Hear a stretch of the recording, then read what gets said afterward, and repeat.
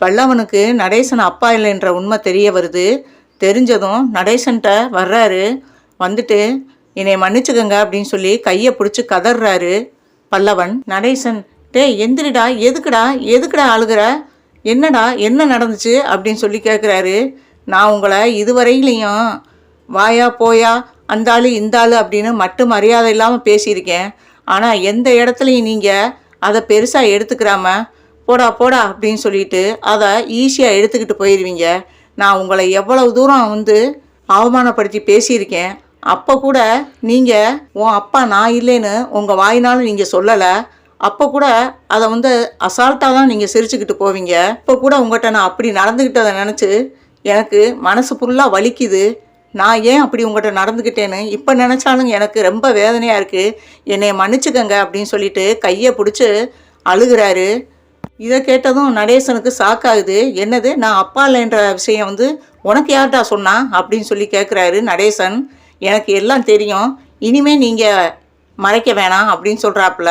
உள்ள சேரன் இருந்துக்கிட்டு வெளியே சொல்கிறாரு, டேய் ஏன்டா தேவையில்லாமல் என்னென்னமோ பேசிக்கிட்டு இருக்க அப்பாட்ட அப்படின்னு சொல்லவும், அண்ணே நீங்க கூட மறைச்சிட்டேனே, உனக்கு இந்த விஷயம் எல்லாமே தெரிஞ்சிருக்கு, தெரிஞ்சிருந்தோம் நீயும் இவர் மாதிரியே மறைச்சிட்டேனே இவ்வளோ நாளா அப்படின்னு சொல்லி சேரன்கிட்ட பல்லவன் கேட்குறாரு. அதெல்லாம் ஒன்றும் இல்லடா பல்லவா, நாங்கள் உன்னைய வேற பிள்ளை நினச்சா தானடா நாங்கள் உன்னிட்ட சொல்ல தோணும். நீ ஏன் கூட பிறந்தவன் அப்படின்னு நினச்சதுனால தான்டா நாங்கள் இதெல்லாம் பெருசாகவே எடுக்கலை. நீ ஏன்டா சின்ன சின்ன விஷயத்தெல்லாம் இப்போ போட்டு மனசில் போட்டு குழப்பிக்கிட்டு இதை பெரிய விஷயமாக்குற அப்படின்னு சொல்லி சேரன் சொல்கிறாரு. ஏனே உங்கள் எல்லாரையும் நான் ரொம்ப கஷ்டப்படுத்திட்டேன்லண்ணே, என்னை இவ்வளோ தூரம் வளர்த்து ஆளாக்கி படிக்க வச்சு இந்த அளவுக்கு என்னைய கொண்டு வந்திருக்கீங்க. ஆனால் நான் உங்களுக்கு என்ன கைமாறு செய்ய போகிறேன்னு தெரியலை அப்படின்னு சொல்லிட்டு அவர் எதையுமே கேட்காம உணர்ச்சி வசமாக பேசிக்கிட்டு இருக்காரு பல்லவன். நடேசன் கேட்குறாரு, சரி இந்த விஷயம் உனக்கு எப்படி தெரியும் அப்படின்னு கேட்குறாரு. நான் சொல்கிறேன், அதுக்கு முன்னாடி என்னை 2 அடினாலும் உங்கள் கைனால் அடிங்க. அப்போ தான் நான் உங்களை அவமானப்படுத்தி பேசுனதுக்கும் உங்களை மட்டும் மரியாதைலாம் பேசுனதுக்கும் என் மனசு ஆறும். இருந்தாலும் இது ஒரு சின்ன ஆசை தான் அப்படின்னு சொல்லி அடிக்க சொல்கிறாரு. அவர் கையை எடுத்து என்னை அடிங்க அப்படின்னு சொல்கிறாரு. அடே பொடிப்பயலை, எதுக்குடா தேவையில்லாமல் டென்ஷன் ஆகிக்கிட்டு இருக்க? ஏண்டா நீ மட்டுமா என்னைய வாயா போய் அந்த ஆள் இந்த ஆள் அப்படின்னு பேசுகிற? சோழனும் தான் பேசுகிறேன், பாண்டியனும் தான் பேசுகிறேன், சேரன் தான் அப்பான்னு கூப்பிட்றேன். அவங்க 2 பேரும் என்னைக்காவது அப்பான்னு கூப்பிட்டு நீ பார்த்துருக்கியாடா? நான் அதை பெருசாக வாடா எடுத்தேன். அது மாதிரி நீ என் பிள்ளை தான்டா. நீ ஏன்டா தேவையில்லாமல் மனசில் போட்டு எதையாவது நினச்சிக்கிட்டு டென்ஷன் ஆகிக்கிட்டு இருக்க அப்படின்னு சொல்லி கேட்குறாரு. இப்படி ஒரு குடும்பம் கிடச்சதுக்கு நான் ரொம்ப புண்ணியம் பண்ணியிருக்கணும் அப்படின்னு சொல்லிட்டு நடேசனை பார்த்து கேட்குறாரு. உங்களை அப்பான்னு நான் கூப்பிடலாமா அப்படின்னு கேட்குறாரு. என்னடா இப்படி கேட்குற, எப்பயுமே நீ என் பிள்ளை தான்டா அப்படிங்கிறாரு. அப்பா அப்படிங்கிறாப்புல.